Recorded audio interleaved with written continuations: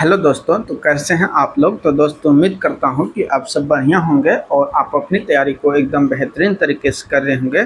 तो साथियों, जैसे कि आप सभी जानते हैं कि एडुट्रिया का जो है बिहार दरोगा के लिए जो है सेकंड वॉल्यूम आ चुका है। तो आज के इस वीडियो में हम जो है इसका सेकंड जो सेट है वो उसको हम करेंगे। इसका यहाँ पे 100 प्रश्न को कवर करेंगे। तो आप सभी को एक बात बता दूं कि इससे पहले वाले वीडियो अगर इसका सेट 1 नहीं देखे हैं तो आप लोग को इस वीडियो के डिस्क्रिप्शन बॉक्स में लिंक मिलेगा, वहां से आप लोग इसको ज़रूर देख लीजिएगा। क्योंकि अगर आप लोग का भी सपना है कि बिहार दरोगा में जो है 100% सिलेक्शन के लिए, तो आप लोग को अभी से ही तैयारी करना ज़रूरी है। तो इसीलिए आप लोग जो है इनके सभी प्रश्न को देखिएगा और अंत में जो है आप लोग ये भी बताइएगा कि इन 100 प्रश्न में से आप लोग कुल कितने प्रश्न को सही कर पाते हैं। तो चलिए वीडियो को शुरुआत करते हैं। सेट नंबर 2 है, 100 प्रश्न है। सभी क्वेश्चन को हम डिटेल के साथ देखेंगे। तो देखिए आपके सामने पहला क्वेश्चन है कि पारिस्थितिकी तंत्र के जैविक घटक है। तो देखिए पारिस्थितिकी तंत्र में 2 प्रकार के घटक होते हैं। एक तो होता है जो कि जैविक घटक और एक होता है अजैविक घटक। तो जैविक घटक के अंतर्गत जो आते हैं उसमें उत्पादक भी शामिल है, उपभोक्ता और अपघटक, ये तीनों शामिल हैं। तो इसीलिए आंसर डी हो जाएगा। और अजैविक घटक के अंतर्गत जो है जो भी कार्बनिक और अकार्बनिक तत्व या यौगिक है तो वो आते हैं अजैविक घटक के अंतर्गत। तो आप लोग इसको ध्यान रखेंगे। अगला क्वेश्चन है कि कांडला निम्नलिखित में से किसके लिए प्रसिद्ध है। तो ये देखिए कांडला जो है किसके लिए प्रसिद्ध है। तो ये कांडला क्या है, तो ये भारत का पहला निर्यात प्रसंस्करण जोन है। क्या है, भारत का पहला निर्यात प्रसंस्करण जोन है। आंसर हमारा हो जाएगा ऑप्शन नंबर सी, यहाँ पे निर्यात प्रसंस्करण क्षेत्र। इसकी स्थापना जो है ये एशिया, भारत नहीं एशिया की भी कहा जाए तो एशिया की भी पहला निर्यात प्रसंस्करण जोन है और इसकी स्थापना 1965 ईस्वी में होती है। तो आप लोग इसको ध्यान रखेंगे।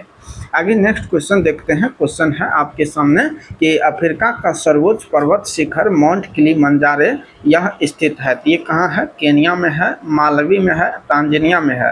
तो यहाँ पे बिल्कुल सही हो जाएगा। तांजानिया में जो है अफ्रीका की सबसे ऊंची चोटी माउंट मिकिले स्थित है। क्वेश्चन पूछेगा कि जो उत्तरी अमेरिका है इसकी सबसे ऊंची चोटी कौन सा है। तो उत्तरी अमेरिका की है माउंट क्या है, माउंट मैकिले है। इसी तरह दक्षिणी अमेरिका की सबसे ऊंची चोटी क्या है, तो ओजस डेल सलाडो है। इसी तरह क्वेश्चन पूछेगा कि यूरोप की सबसे ऊंची चोटी क्या है, तो यूरोप का हो जाएगा एल्ब्रुस, माउंट एल्ब्रुस। और एशिया का क्या है, तो एशिया का माउंट एवरेस्ट है। और अगर क्वेश्चन पूछेगा कि जो अंटार्कटिका की सबसे ऊंची चोटी क्या है, तो माउंट विंसन मेसिफ है। तो इसको आप लोग ध्यान रखेंगे। केनिया की बात करूँ तो इसकी राजधानी क्या है, तो नैरोबी है। क्या है, नैरोबी इसकी राजधानी है। और तांजानिया की जो राजधानी है वो है दोदोमा। तो इसको आप लोग यहाँ पे ध्यान रखेंगे। आगे नेक्स्ट क्वेश्चन देखिए है कि निम्नलिखित विशेषता के आधार पर खनिज की पहचान करें। तो खनिज की विशेषता दिया गया है। ऑप्शन ए में है कि भारत के लगभग 95% भंडार उड़ीसा, झारखंड, छत्तीसगढ़, कर्नाटक एवं गोवा में पाए जाते हैं। प्रमुख खदान जो है नोवामुंडी, बेलाडीला, केंद्रमुख, बेल्लारी ये क्षेत्र में स्थित है। खदान भारत के पूर्वोत्तर पठारी क्षेत्र में कोयला क्षेत्र के निकट स्थित है।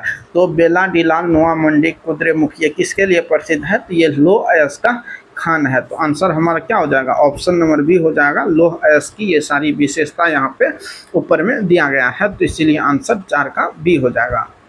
अगला क्वेश्चन है कि निम्नलिखित में से कौन सी नदियों का जोड़ा गंगा के उत्तर से आकर मिलने वाली नदियों का जोड़ा है।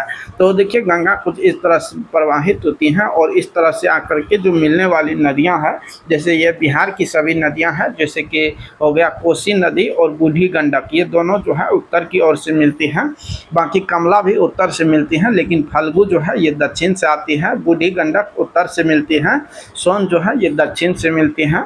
बागमती जो है ये आपको उत्तर से आती हैं और कर्मनाशा ये दक्षिण से आने वाली नदियां हैं।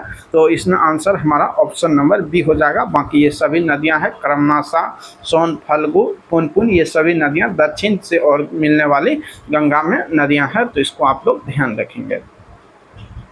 अगला क्वेश्चन है कि मौसम एवं उसकी बनावट में परिवर्तन का कारण होता है। तो मौसम एवं उनकी बनावट में जो कारण है यह है कि पृथ्वी के अक्ष पर इसके समतल के साथ झुका होना। तो पृथ्वी अपने अक्ष के साथ कितने डिग्री के कोण पर झुका हुआ है, तो ये 23.5 डिग्री के साथ, और तल के साथ कितने डिग्री पर झुका हुआ है, तो ये 66.5 डिग्री झुका हुआ है। तो इसको आप लोग ध्यान रखेंगे और आंसर हमारा ऑप्शन नंबर यहाँ पे डी हो जाएगा।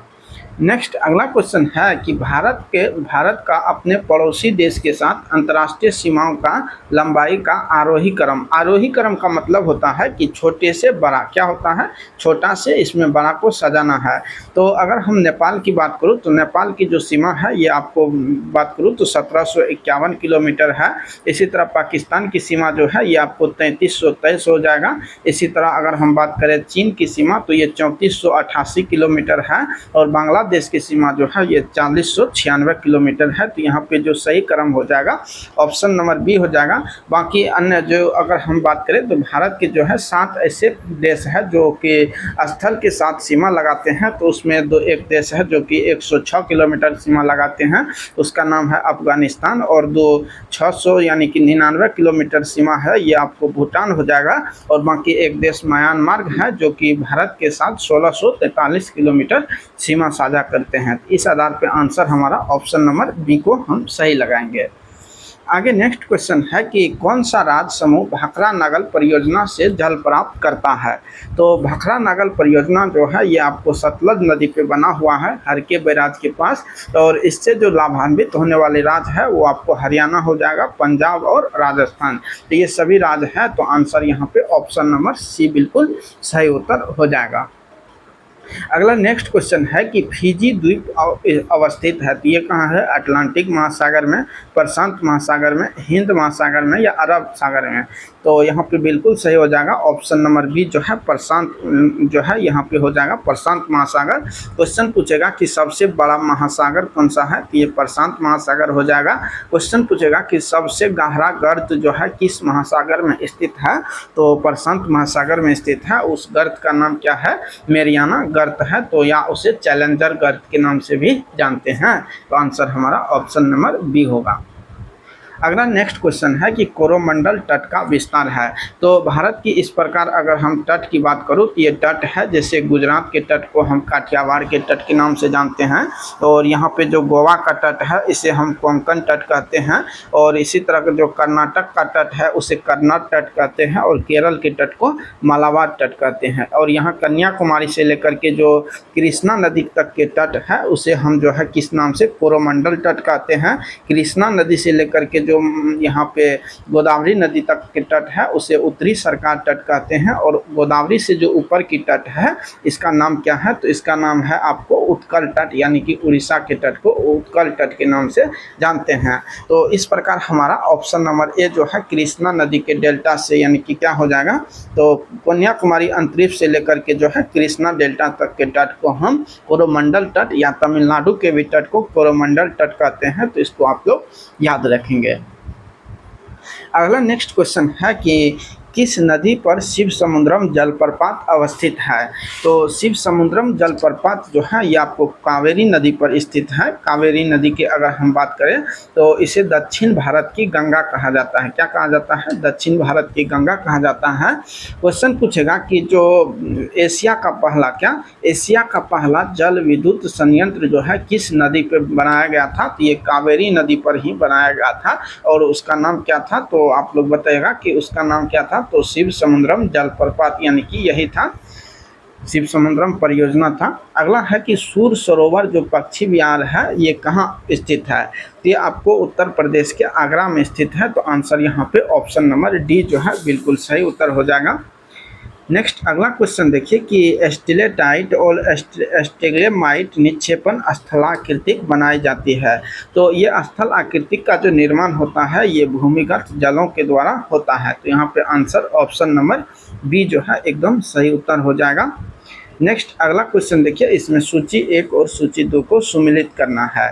तो काला हांडी जो है ये किसके लिए है, तो काला हांडी आपको हो जाएगा बॉक्साइट के लिए। जोरावर जो है आपको जोरावर यानी कि ये जास्ता के लिए हो जाएगा। कोलार गोल्ड फील्ड यानी कि आप लोग जानते हैं ये सोना के लिए हो जाएगा। और ये जो है मासा बनी ये तांबा के लिए प्रसिद्ध है। तो आंसर हमारा क्या हो जाएगा, 3 होगा, 3 के बाद 4 होगा, 3 4 1 2, तो 3 4 1 2 हमारा आंसर हो जाएगा। 3 4 1 2 देखिए 3 4 1 2 ऑप्शन नंबर यहाँ पे सी जो है बिल्कुल सही उत्तर हो जाएगा। अगला नेक्स्ट क्वेश्चन है, क्वेश्चन नंबर 15 देखिए है कि गुप्त काल में भूमि राजस्व की दर क्या थी। तो गुप्त काल जो है ये भूमि राजस्व की जो यहाँ दर थी 16.5% यानी कि 1/6 भाग थी। तो आंसर हमारा ऑप्शन नंबर यहाँ पे सी जो है एकदम बिल्कुल सही उत्तर हो जाएगा। अगला क्वेश्चन है कि दिल्ली के किस सुल्तान ने स्वयं को नायब एक खुदाई यानी कि ईश्वर का प्रतिनिधि जो है किसने कहा था। तो ऐसी बात जो है बलबन के द्वारा कहा गया था। बलबन से एक क्वेश्चन पूछा जाता है कि रक्त एवं लोह की नीति का अवलंबन किसने किया था। तो ये बलबन के द्वारा नवरोज उत्सव भी बलबन ने शुरुआत किया था। और सिजदा एवं पेवोस प्रथा भी किसने शुरू किए थे, तो ये बलबन के द्वारा ही शुरू किए गए थे। तो इस सभी पॉइंट्स को भी आप लोग ध्यान रखना है। अगला नेक्स्ट क्वेश्चन है कि मीर कासिम ने अपनी राजधानी मुर्शिदाबाद से कहाँ स्थानांतरित की थे। तो मीर कासिम जो था इसे 1760 ईस्वी में नवाब बनाया गया था। और इन्होंने जो है अपनी राजधानी को मुर्शिदाबाद से कहाँ बनाया गया था, तो मुंगेर बनाया गया था। क्वेश्चन पूछेगा कि राजधानी जो है यहाँ पे मुर्शिदा यानी कि पहले तो बंगाल की राजधानी ढाका हुआ करता था। तो ढाका से राजधानी जो है मुर्शिदाबाद किसने बनाया था, तो मुर्शिद कुली खां के द्वारा बनाया गया था। तो इसको आप लोग ध्यान रखेंगे।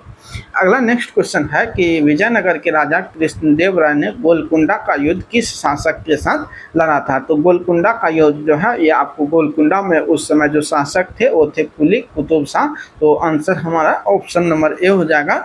अगर बात करें विजयनगर साम्राज्य की, तो इसकी स्थापना जो है हरिहर एवं भुक्का नामक 2 भाइयों ने 1336 ईस्वी में किया था। तो इसको ध्यान रखेंगे। और इसकी जो राजधानी थी वो हम्पी थी। और क्वेश्चन पूछा जाता है कि हम्पी किस नदी के किनारे था, तो ध्यान रखना है तुंगभद्रा नदी के किनारे ये हम्पी स्थित है। तो इसको आप लोग जरूर ध्यान रखेंगे। अगला क्वेश्चन है कि असहयोग आंदोलन के संबंध में निम्नलिखित कथनों में कौन सही नहीं है। तो क्वेश्चन ऑप्शन नंबर ए देखिए कहता है कि जलियांवाला बाग नरसंहार के कारण महात्मा गांधी ने इस आंदोलन को स्थगित कर दिया था। तो यही गलत हो जाएगा, क्योंकि असहयोग आंदोलन का जो स्थगित जो है ये किया था ये आपको 5 फरवरी या 4 फरवरी कहीं कहीं रहता है। तो इसी 4 फरवरी 1922 की जो चोरी चोरा हत्याकांड था, तो इसी चोरी चोरा हत्याकांड के कारण महात्मा गांधी ने जो है इस आंदोलन को स्थगित कर दिया था। तो आंसर हमारा ऑप्शन नंबर ए ही यहाँ पे बिल्कुल सही हो जाएगा। आगे नेक्स्ट क्वेश्चन की बात करूं तो क्वेश्चन नंबर देखिए है कि अशोक के संबंध में निम्नलिखित कथन पर विचार कीजिए। ऑप्शन देखिए ए है, कहता है कि अशोक पहला ऐसा शासक था जिसने अभिलेखों द्वारा जनता तक अपना संदेश पहुंचाने की कोशिश किया था। ये बिल्कुल सही है। अगला देखिए कहता है कि अशोक का ज़्यादातर अभिलेख जो है खरोष्टी लिपि में मिले हैं। तो यही गलत हो जाएगा, क्योंकि अशोक की जो भी अभिलेख मिले हैं वो अधिकांश जो है ब्राह्मी लिपि में मिले हैं। और भाषा जो था इसकी प्राकृत भाषा था। ये यहाँ पे गलत हो जाएगा। अगला देखिए है कि अशोक ने अपने अभिलेख में कलिंग युद्ध का वर्णन किया है। ये बिल्कुल सही है, क्योंकि अगर आप लोग अशोक के 13वें शिलालेख के बारे में पढ़े होंगे तो इन्होंने बताया है कलिंग युद्ध के बारे में। और ये कलिंग युद्ध जो है 261 ईस्वी में हुआ था और 261 ईस्वी पूर्व। और इसी कलिंग युद्ध के बाद अशोक की आत्मा परिवर्तन होता है और वहाँ से जो है उन्होंने बौद्ध धर्म की नीति को अपना लेते हैं। तो इसमें पूछा गया है कि कौन सा कथन सही है। तो यहाँ पे 1 एवं 3 सही हो जाएगा। ऑप्शन नंबर सी यहाँ पे बिल्कुल। नंबर देखिए 21 नंबर है कि निम्नलिखित कथन पर विचार कीजिए। कहता है ऑप्शन नंबर ए कि संसद हमारे लोकतंत्र का आधार स्तंभ है। तो ये यहाँ पे बिल्कुल सही हो जाएगा। अगला है कि संसद में हमें अपने मनोनीत प्रतिनिधि के माध्यम से प्रतिनिधित्व करते हैं। तो ये बिल्कुल गलत हो जाएगा, क्योंकि जो संसद में सदस्य है उसे हम मनोनीत नहीं करते हैं, बल्कि जो लोकसभा के यानी कि संसद में सदस्य जो है चुन करके जाते हैं। तो इसीलिए आंसर ये गलत हो जाएगा। तो पूछा है निम्नलिखित में से कौन सा कथन सही है। तो केवल ऑप्शन 1 सही होगा, बाकी ये गलत है। ऑप्शन यानी कि 2 नंबर गलत है। अगला क्वेश्चन है कि इंदिरा साहनी एवं अन्य बनाम भारत संघ प्रसिद्ध मामला किसके लिए प्रसिद्ध था। तो जो इंदिरा साहनी केस है ये 1992 की केस है और इसके तहत जो क्या किया गया था कि जो सामाजिक एवं शैक्षणिक दृष्टि से पिछड़े वर्ग के लोग हैं इसे आरक्षण का प्रावधान किया गया था, यानी कि 27% तक आरक्षण की प्रावधान किया गया था। इसको आप लोग ध्यान रखेंगे। आगे नेक्स्ट क्वेश्चन देखिए है कि न्यायालय द्वारा परमादेश जारी यानी कि रिट किसके विरुद्ध जारी किया जाता है। ये परमादेश रिट जो है किसके, तो देखिए सुप्रीम कोर्ट जो है आर्टिकल 32 के तहत और जो हाई कोर्ट है ये आर्टिकल नंबर 226 के तहत जो है 226 के तहत जो है ये 5 प्रकार के रिट जारी करते हैं। उसी रिट में जो परमादेश है, परमादेश मतलब होता है हम आदेश देते हैं, यानी कि कौन, तो सुप्रीम कोर्ट आदेश देते हैं किसके विरुद्ध, तो जो सार्वजनिक पदाधिकारी है उसके विरुद्ध आदेश जारी करते हैं। तो यहाँ पे आंसर हमारा ऑप्शन नंबर बी हो जाएगा, सार्वजनिक पदाधिकारी। तो इसको आप लोग ध्यान रखेंगे। अगला क्वेश्चन है कि किसी व्यक्ति को उसके प्राण एवं दैहिक स्वतंत्रता के संबंध में संरक्षण भारत के संविधान के किस अनुच्छेद में है। तो ये आपको हो जाएगा आर्टिकल नंबर 21 में हो जाएगा। आर्टिकल 20 में क्या है, 22 में जो है गिरफ्तारी से संरक्षण है और आप लोग 32 बता चुके हैं। ये इसके तहत जो है सुप्रीम कोर्ट रिट जारी करते हैं। आगे नेक्स्ट क्वेश्चन देखिए है कि विधानसभा के सदस्य डैश होते हैं। तो ये जनता द्वारा चुने जाते हैं, तो बिल्कुल ऑप्शन नंबर ए ही हो जाएगा, जनता द्वारा ही चुने जाते हैं। आगे नेक्स्ट क्वेश्चन देखिए है कि निम्नलिखित कथनों पर विचार कीजिए। तो यहाँ पे कथन है और उस पर हमें बताना है। तो देखिए कहता है कि केवल लोकसभा में ही धन विधेयक प्रस्तुत किए जाते हैं। तो ये बिल्कुल सही है। ऑप्शन 2 देखिए कहता है कि मंत्री परिषद लोकसभा के प्रति उत्तरदायित्व होते हैं, राज्यसभा के प्रति नहीं। तो ये भी बिल्कुल सही है। तो आंसर हमारा ऑप्शन नंबर सी हो जाएगा, ए एवं बी दोनों। आगे नेक्स्ट क्वेश्चन देखिए कहता है कि स्वतंत्र भारत के प्रथम विदेश मंत्री कौन थे। तो स्वतंत्र भारत के जो पहले प्रधानमंत्री एवं विदेश मंत्री का पद था वो डॉक्टर पंडित जवाहरलाल नेहरू के पास था। क्वेश्चन पूछेगा कि स्वतंत्र भारत के पहले जो है विधि मंत्री कौन थे। तो ये डॉक्टर भीमराव अंबेडकर हो जाएगा। राजकुमारी अमृता कौन थी, तो ये स्वास्थ्य मंत्री थी और मंत्री परिषद में पहली महिला मंत्री भी यही थी। तो इसको आप लोग ध्यान रखेंगे। आगे नेक्स्ट क्वेश्चन की और बात करता हूँ। तो क्वेश्चन है मेरे दोस्त कि सूची 1 और 2 को मिलान करना। इसमें जैसे कि राजनीतिक पार्टी है और उसके संस्थापक है। तो इसमें अगर हम बात करें तो यहाँ पे आपको क्या हो जाएगा, तो देखिए इसमें पार्टी दिया हुआ है, उसके संस्थापक दिया हुआ है।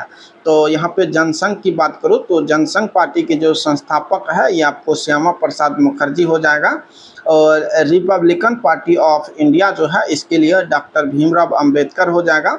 और इसमें जो स्वतंत्र पार्टी है इसके फाउंडर जो है के.एम. मुंशी है। तो इसीलिए आंसर हमारा क्या हो जाएगा, तो यानी कि हो जाएगा इसमें देखिए 2 होगा, 3 होगा, 1 होगा। तो आंसर ऑप्शन नंबर बी हो जाएगा, 2, 3, 1 बिल्कुल सही उत्तर है। अगला नेक्स्ट क्वेश्चन है कि निम्नलिखित में से कौन एक विषाणु जनित रोग है। तो जो विषाणु जनित रोग है ये पोलियो जो है विषाणु जनित हो जाएगा। हैजा जो है ये आपको किसके कारण होता है, तो ये जीवाणु के कारण होता है। मलेरिया जो है ये प्रोटोजोआ यानी कि परजीवी के कारण होने वाला रोग है। अगला क्वेश्चन है कि प्राकृतिक चयन की अवधारणा किस के द्वारा प्रस्तुत किया गया था। तो ये चार्ल्स डार्विन के द्वारा, और इसका एक पुस्तक है जो काफ़ी एग्जाम में पूछा जाता है, उसका नाम है द ओरिजिन एंड स्पीसीज। क्या है, द ओरिजिन एंड स्पीसीज है। तो आप लोग इसको भी ध्यान रखेंगे। अगला क्वेश्चन है कि मानव शरीर में जो निषेचन है, निषेचन की प्रक्रिया कहाँ प्रारंभ होती है। तो निषेचन की प्रक्रिया जो है ये आपको डिंब वाहिनी में यानी कि डिंब वाहिनी नलिका में शुरुआत होती है। तो आंसर हमारा ऑप्शन नंबर बी यहाँ पे बिल्कुल सही हो जाएगा। अगला क्वेश्चन है कि लैंगर्स हैंस की द्वीपिकाएं में पाई जाने वाली बीटा कोशिका निम्नलिखित में से किस हार्मोन को स्रावित करती है। तो जो लैंगर्स हैंस की द्वीपिका है इसमें 3 प्रकार की कोशिका पाई जाती हैं, अल्फा, बीटा और डेल्टा। तो अल्फा कोशिका जो है ये ग्लूकागोन हार्मोन स्रावित करती है, बीटा कोशिका जो है इंसुलिन हार्मोन स्रावित करती है, और जो कि डेल्टा कोशिका है ये आपको सोमेटोस्टेटिन हार्मोन को स्रावित करती हैं। तो आंसर हमारा ऑप्शन नंबर यहाँ पे बी जो है बिल्कुल सही उत्तर हो जाएगा। अगला क्वेश्चन है कि पत्तियों का रंग जो है हरा किस वर्णक के कारण दिखाई देते हैं। तो ये जो है आपको क्लोरोफिल हो जाएगा। ऑप्शन नंबर ए बिल्कुल सही उत्तर है। इसी क्लोरोफिल में जो है कौन सी धातु पाया जाता है, तो ध्यान रखना है कि इसमें मैग्नीशियम नामक धातु भी पाया जाता है। अगला नेक्स्ट क्वेश्चन देखिए, क्वेश्चन नंबर 34 है कि जब पादप कोशिका से पानी बाहर निकल जाए तथा कोशिका की कोशिका झिल्ली सिकुड़कर कोशिका भित्ति से अलग हो जाती है, तब क्या होता है। तो इसका बिल्कुल सही उत्तर हो जाएगा ऑप्शन नंबर सी में। देखिए कि इसे जीव द्रव कुंचन कहते हैं, तो ऑप्शन नंबर सी हो जाएगा। अगला क्वेश्चन है कि देखिए क्लोरोफाइसी है, तो क्लोरो का मतलब होता है हरा और फाइसी का मतलब होता है शैवाल, तो इसका मतलब हो जाएगा हरा शैवाल, यानी कि ऑप्शन ये 2 में चल जाएगा। रोडोफाइसी की बात करूँ तो रोडो यानी रेड याद करिएगा इसमें, और रेड का अर्थ होता है लाल और फाइसी का मतलब शैवाल, तो ये हो जाएगा इसमें 3 चल जाएगा। और ब्रियोफाइसी जो है ये आपको भूरा शैवाल होगा, और बरायोफाइटी जो है ये लिवर्ट यानी कि पौधा है, लिवर्ट जो है ये बरायोफाइटा के अंतर्गत आते हैं। तो इस प्रकार आंसर आप लोग मिलाइए क्या होगा, तो 2 होगा, 2 के बाद 3 होगा, 3 के बाद जो है 2 3 4 1 होगा, तो 2 3।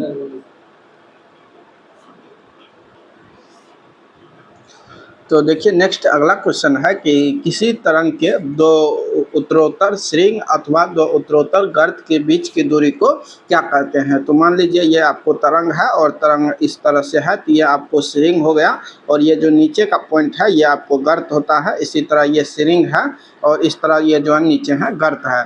तो यहाँ से यहाँ तक की दूरी या यहाँ से यहाँ तक की दूरी को हम क्या कहते हैं, तो इसे हम तरंगदैर्घ्य कहते हैं। तो ऑप्शन नंबर यहाँ पे बी बिल्कुल सही उत्तर हो जाएगा। अगला क्वेश्चन देखिए है कि जिस विलयन में कोई पदार्थ एक सीमा के बाद और अधिक न घोला जा सके, ऐसा विलयन निम्नलिखित में से क्या कहलाता है। तो इसे हम संतृप्त विलयन कहते हैं। तो ऑप्शन नंबर ए बिल्कुल सही हो जाएगा।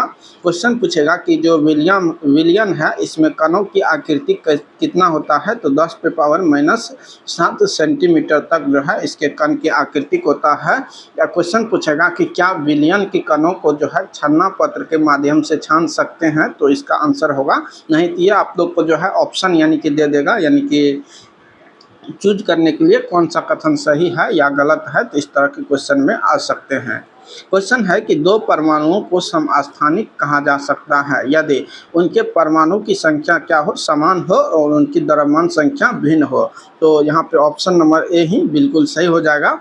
अगर जिसमें न्यूट्रॉन की संख्या समान होती है उसे समन्यूट्रॉनिक कहते हैं। जिसमें परमाणु संख्या समान यानी कि परमाणु संख्या समान हो और द्रव्यमान संख्या यानी कि भिन्न हो, यानी कि यही हो गया समस्थानिक हो गया। तो इसको आप लोग ध्यान रखेंगे। अगला क्वेश्चन है कि निम्नलिखित में से सर्वाधिक एवं न्यूनतम अभिक्रियाशील युग्म वाला जो है कौन सा है। तो देखिए सबसे ज़्यादा जो क्रियाशील है वो इसमें पोटेशियम हो जाएगा और सबसे कम जो है गोल्ड हो जाएगा।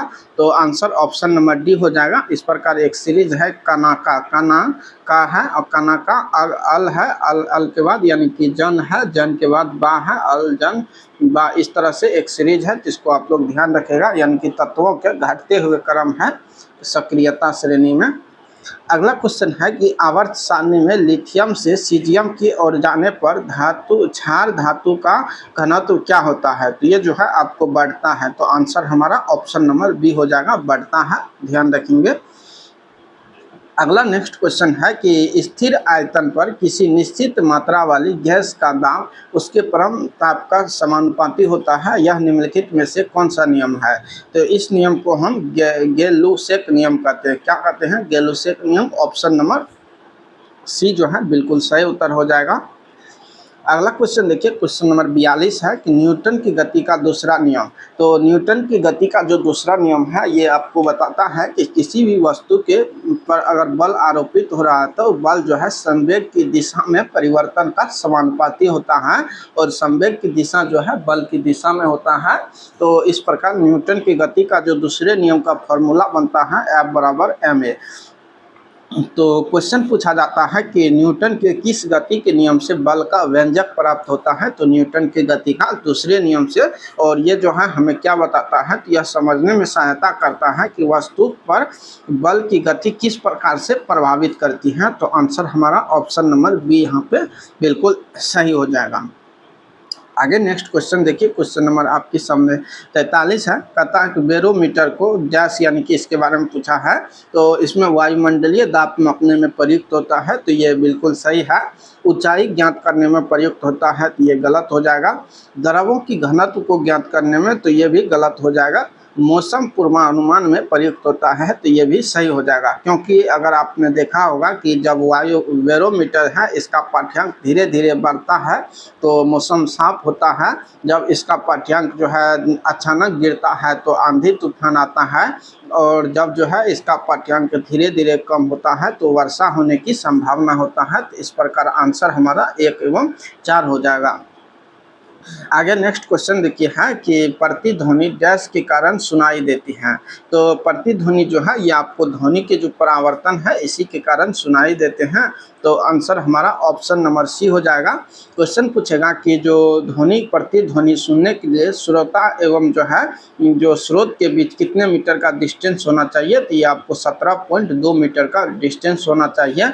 और कितने समय का सेकंड लगता है, तो 1/10 सेकंड का इसमें समय लगता है। तो इसको भी आप लोग ध्यान रखेंगे।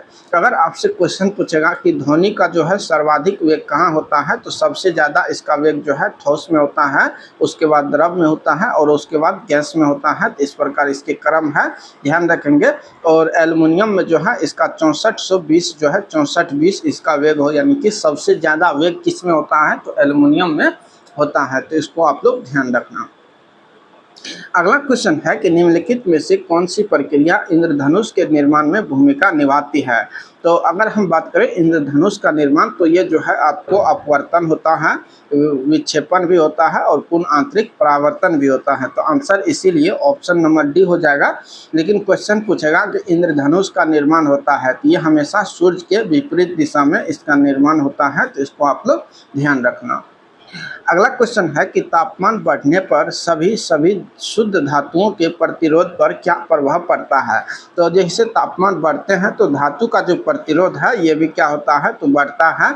और चालकता पर क्या प्रभाव पड़ेगा, तो चालकता जो है उसका घटता है। तो इसको आप लोग ध्यान रखना। तो आंसर हमारा ऑप्शन नंबर डी हो जाएगा। कहता है कि पानी का हिमांक बिंदु डैश होता है। तो देखिए हिमांक का मतलब होता है कि पानी का जैसे द्रव अवस्था में है तो ये जो है ठोस अवस्था में कितने डिग्री पे होगा। तो 0 डिग्री अवस्था में जो है द्रव से ठोस में होता है तो 0 डिग्री सेल्सियस होता है। लेकिन यहाँ पे आपको सेल्सियस नहीं दिया गया है, तो इसको फ़ारेनहाइट में बदलने के लिए फार्मूला होता है C-0/180 बराबर हो जाएगा F-32 बटा क्या हो जाएगा, F-32/180 हो जाएगा। तो इस यानी कि यहाँ पे 100 होगा। तो इसको अगर सी का मान यहाँ पे 0 देंगे तो ये 0 0 सब यहाँ पर 0 हो जाएगा। और ये इस साइड गुना होगा तो ये भी 0 हो जाएगा। और एफ का मान जो निकलेगा यहाँ पे 32 निकलेगा। तो आंसर हमारा ऑप्शन नंबर यहाँ पे डी जो है बिल्कुल सही उत्तर हो जाएगा।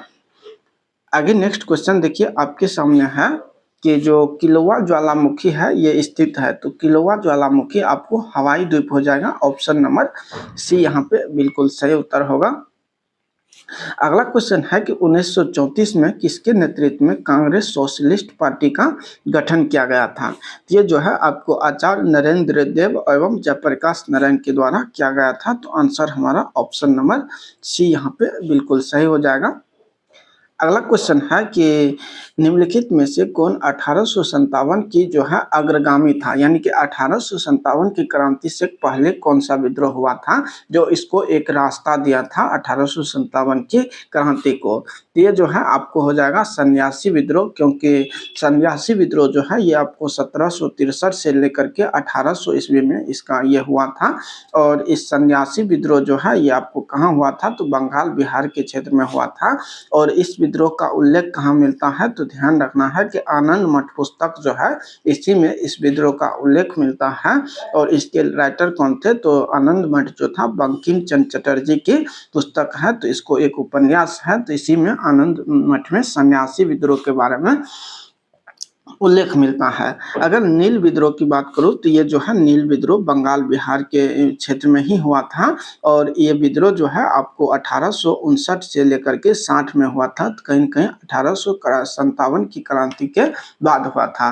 तो ये विद्रोह 1859-60 में हुआ था, इसको आप लोग ध्यान रखना है।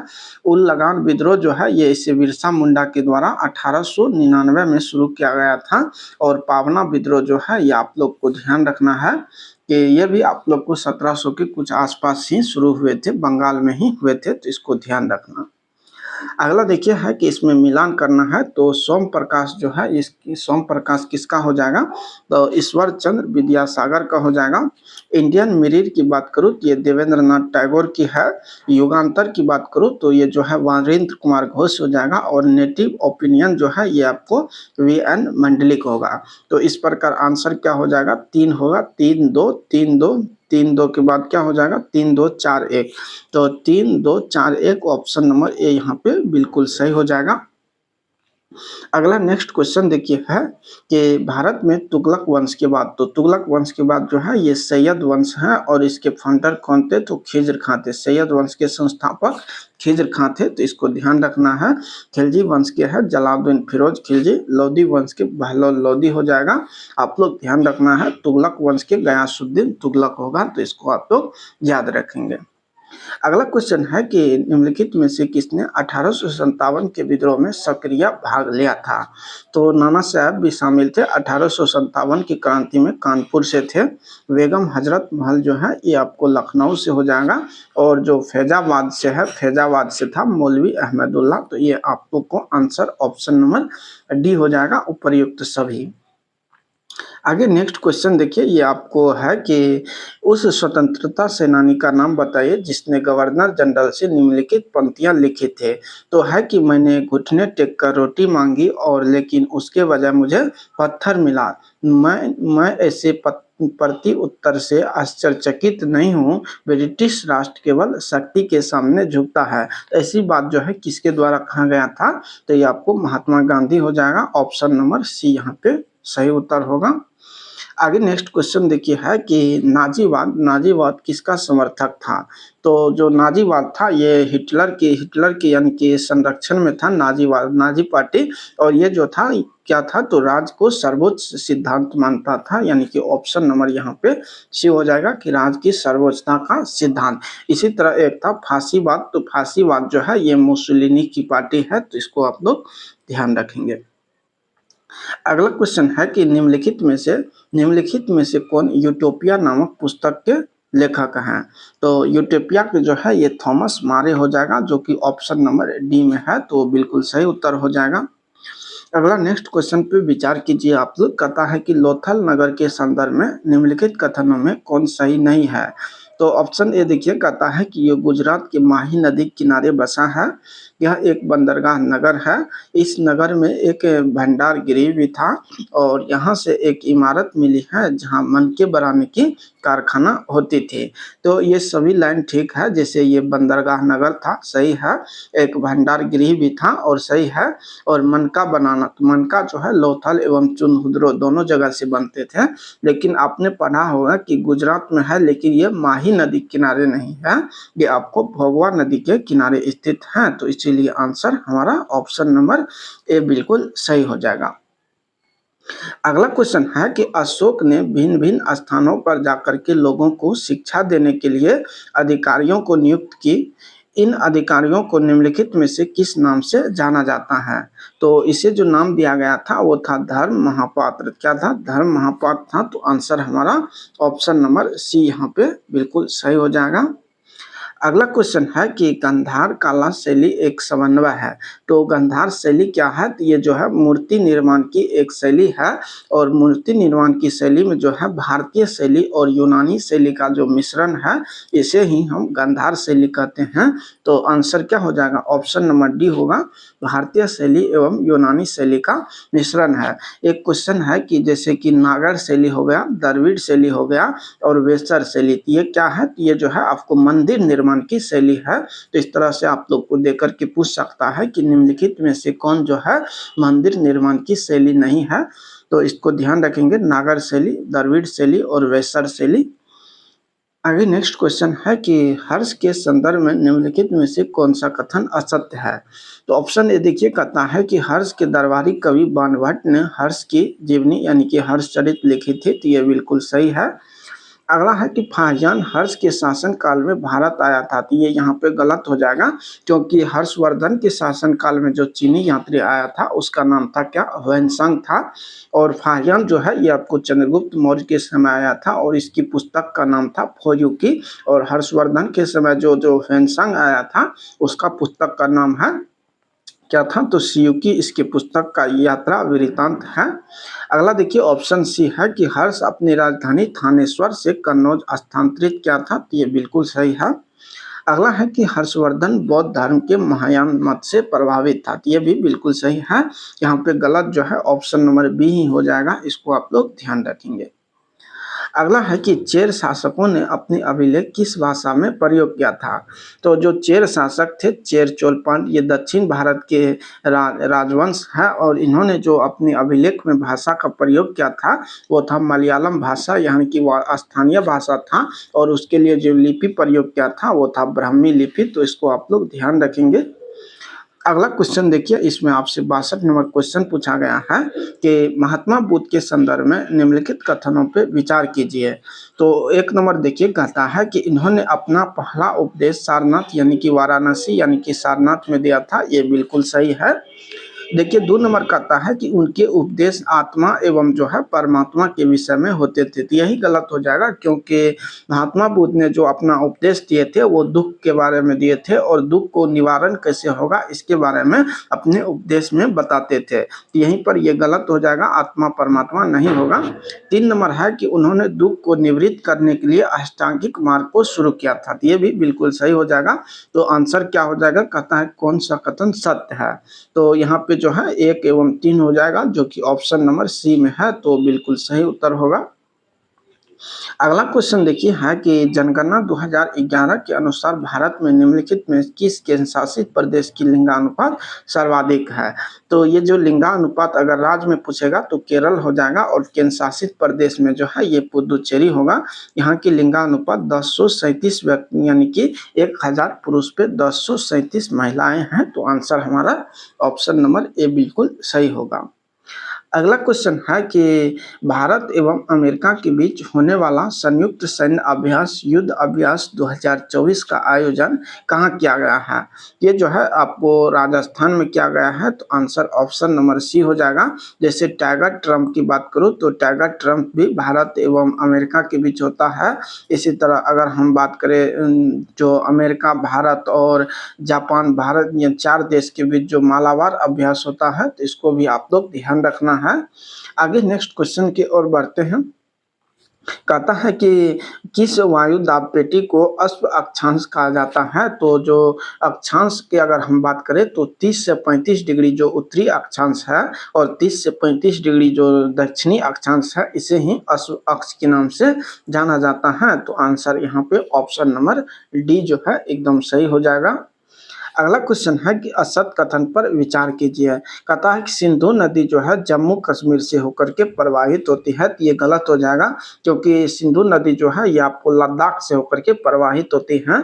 अगला है कि श्योक नदी झेलम की सहायक नदी है। तो ये गलत हो जाएगा, क्योंकि श्योक जो है ये आपको किसकी सहायक नदी है, तो ये आपको हो जाएगा सिंधु की सहायक नदी। अगर बात करें झेलम सिंधु की सबसे बड़ी सहायक है, तो ये भी गलत हो जाएगा, क्योंकि सिंधु की जो सबसे बड़ी सहायक नदी है उसका नाम है चिनाब। क्या नाम है, चिनाब नाम है। तो इसको आप लोग ध्यान रखेंगे। तो इस प्रकार जो है ये सभी कथन असत्य हो जाएगा। ऑप्शन नंबर डी यहाँ पे बिल्कुल सही होगा। अगला है कि हाल ही में किसने खेलो इंडिया यूथ गेम के जो 7वें संस्करण है इसका उद्घाटन किया है। तो ऑप्शन ए देखिए नीतीश कुमार है, ऑप्शन बी द्रौपदी मुर्मू है, नरेंद्र मोदी है और आरिफ मोहम्मद खान है। तो आरिफ मोहम्मद खान जो है ये बिहार में वर्तमान राज्यपाल है, इसको आप लोग ध्यान रखेंगे। और इसका जो उद्घाटन किया था नरेंद्र मोदी के द्वारा ऑनलाइन किया गया था। तो आंसर ऑप्शन नंबर सी हो जाएगा। ये यहाँ पे संस्करण लिखा हुआ है, 7वें संस्करण था। इसका शुभंकर जो था ये गज सिंह इसका शुभंकर था। और बिहार के 5 शहरों में हुआ था, जैसे पटना हो गया, गया हो गया, गया के बाद राजगीर हो गया, राजगीर के बाद भागलपुर और बेगूसराय, यानी कि इन 5 शहरों में हुआ था। तो इसको आप लोग ध्यान रखेंगे। और इसमें जो पहले स्थान पे आया था, इसमें महाराष्ट्र का पहला स्थान था। और बिहार का जो है इसमें कौन से स्थान पे थे, तो बिहार 15वें स्थान पे इस खेलो इंडिया यूथ गेम्स में आए थे। तो इसको आप लोग ध्यान रखेंगे। अगला क्वेश्चन है कि सूची 1 एवं सूची 2 को सम्मिलित कीजिए। तो देखिए, नर्मदा नदी पे कौन सा बांध है, तो ओंकारेश्वर बांध है। चंबल नदी पे कौन सा बांध है, तो ये आपको राणा प्रताप सागर बांध हो जाएगा। कृष्णा नदी पे जो है आपको नागार्जुन सागर हो जाएगा। और कावेरी पे मेट्टूर हो जाएगा। तो इस प्रकार आंसर क्या होगा, 4 होगा, 4 के बाद 2 होगा, 4 2 4 2 1 3 होगा। तो 4 2 4 2 1 3 देखिए कहाँ है, तो 4 2 1 3 देखिए 4 2 1 3 ऑप्शन नंबर डी में है। तो यहाँ पे डी बिल्कुल सही हो जाएगा। अगला क्वेश्चन है कि मैग्नीशियम +2 आयन का इलेक्ट्रॉनिक विन्यास क्या होगा। यानी कि ये 2 आयन निकाल दिए हैं। मैग्नीशियम 12 होता है, 2 निकल गया है, इसमें 10 बचा है। तो 10 के लिए होता है 2 8 होता है। तो यानी कि ऑप्शन नंबर यहाँ पे सी हो जाएगा। अगला क्वेश्चन है कि निम्नलिखित में से कौन एक तमिलनाडु में स्थित नहीं है। तो भारत में 13 बड़े बंदरगाह है, जिसमें तमिलनाडु में 3 बंदरगाह है। एन्नोर है, तूतीकोरिन है और चेन्नई बंदरगाह है। हालांकि नागपट्टनम भी ही कहाँ है, तमिलनाडु में है। तो आंसर हमारा ऑप्शन नंबर डी हो जाएगा। लेकिन मछलीपट्टनम जो है ये आपको आंध्र प्रदेश में है। तो इसको आप लोग याद रखना। अगला क्वेश्चन है कि निम्नलिखित जनजाति एवं उनके जोड़ी को सम्मिलित नहीं है। तो भील जनजाति ये गुजरात में है, बिल्कुल सही है। गद्दी ये हिमाचल प्रदेश की है, टोडा। लेकिन वासी जनजाति कहाँ की है, तो ये आपको लक्षद्वीप की जनजाति है। तो आंसर हमारा ऑप्शन नंबर डी हो जाएगा। इसको आप लोग ध्यान रखना। अगला क्वेश्चन है कि विश्व में कॉफी का सर्वाधिक उत्पादन, ये कॉफी के लिए ब्राजील है। और यहाँ पे जो कॉफी के बागान है इसे फैजेंडा कहते हैं। अगर भारत में पूछेगा सर्वाधिक कॉफी, तो ये आपको कर्नाटक में होता है। तो इसको आप लोग याद रखेंगे। अगला क्वेश्चन है कि ताल की मिट्टी किस फसल के लिए उपयुक्त होती है। तो गंगा का जो 10 से 15 किलोमीटर के आसपास का बिहार में जो दक्षिणी भाग है, ये गंगा की 10 से 15 किलोमीटर की जो आसपास की दक्षिण का क्षेत्र है, इसी मिट्टी को ताल मिट्टी कहते हैं। और ये जो है आपको रबी फसल के लिए काफ़ी बेहतरीन होती है। तो आंसर यहाँ पे ऑप्शन नंबर बी बिल्कुल सही हो जाएगा। अगला है कि उदयपुर वन्यजीव अभयारण्य ये पश्चिमी चंपारण में है। जो है बेरला वन्यजीव अभयारण्य वैशाली में है। वाल्मीकि वन्यजीव अभयारण्य पूर्वी चंपारण में है। और भीमा वन्यजीव अभयारण्य मुंगेर में है। तो यहाँ पे आंसर ऑप्शन नंबर सी ही गलत हो जाएगा, क्योंकि जो वाल्मीकि नेशनल पार्क है या अभयारण्य है ये पश्चिमी चंपारण में स्थित है, जो कि यहाँ पे पूर्वी दिया हुआ है। तो आंसर सी को यहाँ पे आप लोग ध्यान रखेंगे। अगला क्वेश्चन है कि उत्तर पश्चिम भारत में सर्दियों के दिन होने वाली वर्षा का संबंध किस मानसून से है। तो ये जो है आपको पश्चिमी विक्षोभ हो जाएगा, क्योंकि जो पश्चिमी विक्षोभ है ये क्या है, तो जैसे अटलांटिक महासागर है और स्वेज यानी कि भूमध्य सागर है। तो इन भूमध्य सागर और अटलांटिक महासागर से जो ठंडी की यानी कि नवंबर दिसंबर में चलने वाली पवनें हैं यानी कि हवा है, वो हवा जो है जैसे राजस्थान में अगर टकराती है यानी कि हिमालय से अगर टकराती है, तो राजस्थान के कुछ भाग यानी कि उत्तर पश्चिम भाग में जो है, भारत के उत्तर पश्चिम भाग में वर्षा कराती है, जिससे वहाँ पे ठंडी की मौसम उत्पन्न होती है। और यही वर्षा किसके कारण होती है, तो पश्चिमी विक्षोभ के कारण होती है। तो आंसर हमारा ऑप्शन नंबर सी हो जाएगा। अगला क्वेश्चन है कि कौन सा वैश्विक सम्मेलन ग्रीन हाउस गैस के उत्सर्जन कमी करने के लिए वैश्विक समझौता की दिशा में पहला कदम था। तो ये यहाँ पे हो जाएगा 1992 का जो प्रथम पृथ्वी सम्मेलन है, इसे रियो सम्मेलन के भी नाम से जाना जाता है। इसी सम्मेलन में जो है बेहतरीन करने के लिए 1997 में जो है क्योटो सम्मेलन हुआ था। तो इसको आप लोग ध्यान रखेंगे। मॉन्ट्रियल प्रोटोकॉल क्या है, ये ओजोन परत के संरक्षण से संबंधित है। और वियना सम्मेलन क्या है, ये जो ओजोन परत को जो अवक्षेपित कर रही हैं गैस, उसके उत्सर्जन को कम करने के लिए 1985 में वियना सम्मेलन हुआ था। इसको आप लोग ध्यान रखेंगे। अगला नेक्स्ट क्वेश्चन देखिए है आपके सामने कि कहता है कि यदि श्रम पूंजी संस्था और अधिक श्रम प्रधान विधियों का प्रयोग होगा। यदि श्रम की अपेक्षा पूंजी सस्ती है तो उत्पादन में अधिक पूंजी प्रधान विधियों का प्रयोग होगा। ऊपर दिया गया विवरण का प्रकार अर्थव्यवस्था को निरूपित करता है। ये जो है आपको पूंजीवादी अर्थव्यवस्था को संदर्भित करता है, तो आंसर सी हो जाएगा। अगला क्वेश्चन है कि भारत में निम्नलिखित में से किस पंचवर्षीय योजना में अर्थव्यवस्था के सामाजिक स्वरूप को अपनाया गया था। यहाँ पे हो जाएगा क्या, तो समाजवादी स्वरूप जो है ये आपको दूसरी पंचवर्षीय योजना में हो जाएगा। और इसके लिए जो मॉडल था पीसी महालनोबिस मॉडल था। तो और ये योजना 1955 से लेकर यानी कि 56 से लेकर के 61 तक चला था। और इसी योजना में जो है भारी उद्योग को जो है प्राथमिकता दी गई थी। और इसी के जो है दुर्गापुर, भिलाई और राउरकेला जो इस्पात संयंत्र है इसकी स्थापना किया गया था। जिसमें दुर्गापुर की बात करूं तो ये ब्रिटेन के सहयोग से था, भिलाई जो था छत्तीसगढ़ में था और भिलाई रूस के सहयोग से था। और जो राउरकेला इस्पात संयंत्र है ये उड़ीसा में था। और ये किसके सहयोग से, तो ये आपको जर्मनी के सहयोग से स्थापित किया गया था। तो इसको आप लोग ध्यान रखेंगे।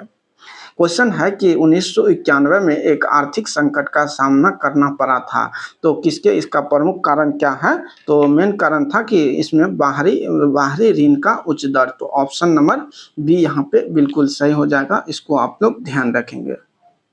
आगे नेक्स्ट क्वेश्चन देखिए है कि बाजार का नियम किस अर्थशास्त्री ने दिया था। तो जो बाजार का नियम है ये किसने दिया था, तो जे.बी. से के द्वारा दिया गया था। तो आंसर यहाँ पे ऑप्शन नंबर डी हो जाएगा। अगर जे.एम. किन्स की बात करूँ तो ये जो है रोजगार का नियम किसने दिया था, तो ये जो है जे.एम. किन्स के द्वारा दिया गया था।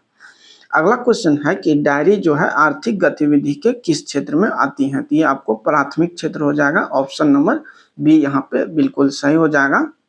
अगला देखिए है कि रेपो रेट दर क्या है। तो रेपो रेट दर होता है कि जब आरबीआई जो है वाणिज्यिक बैंक को उधार देता है यानी कि अल्प समय के लिए, तो आंसर क्या हो जाएगा, वह दर जिस पर आरबीआई धन की कमी की स्थिति में वाणिज्यिक बैंकों को अल्पकालीन ऋण देती है। तो आंसर यहाँ पे सी जो है बिल्कुल सही उत्तर हो जाएगा।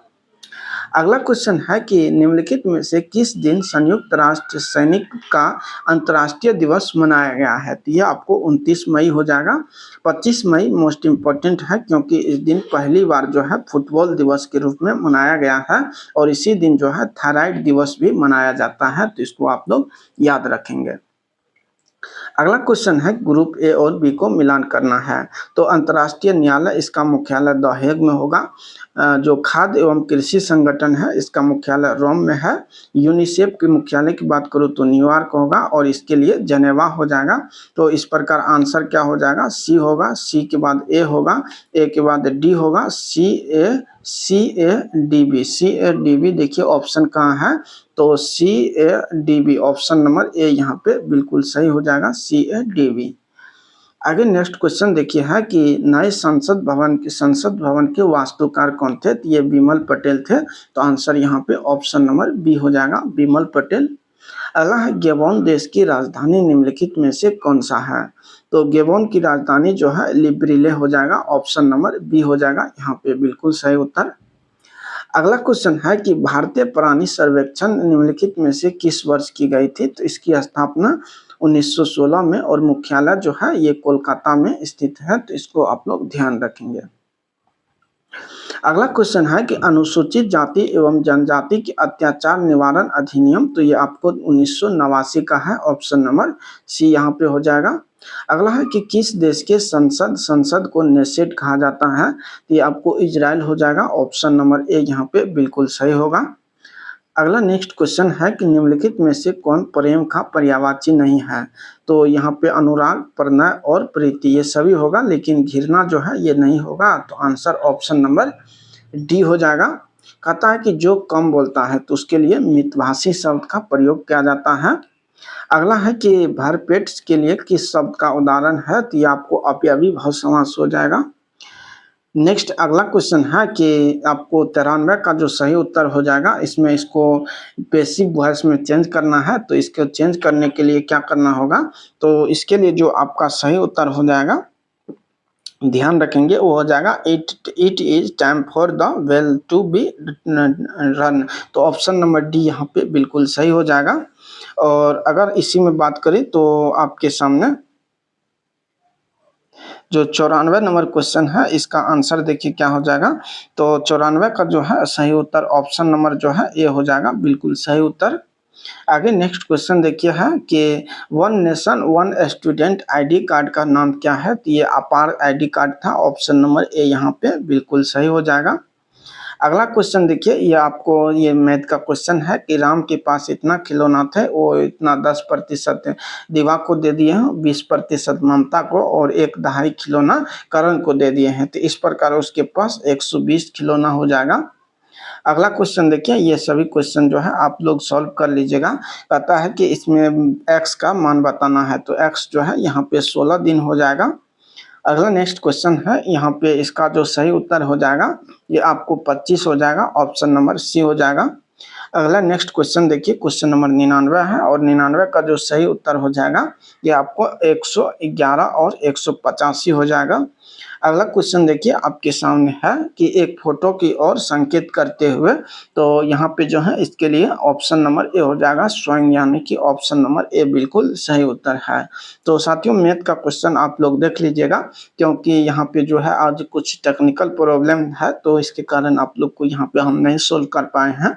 अगले दिन से जो भी क्लास होगा तो उसमें हम मैथ के क्वेश्चन को सोल्व करेंगे, बिल्कुल आसानी से एवं बेहतरीन तरीके से सॉल्व करेंगे। तो साथियों आप लोग बताइएगा कि इन 100 क्वेश्चन में से आप लोग को कितने क्वेश्चन को सही कर पाए हैं, और साथ ही आप लोग जो है एक बार इस वीडियो को लाइक कर दीजिएगा और चैनल के साथ न्यू जुड़े हैं सब्सक्राइब कर लीजिएगा। तो थैंक यू, जय हिंद।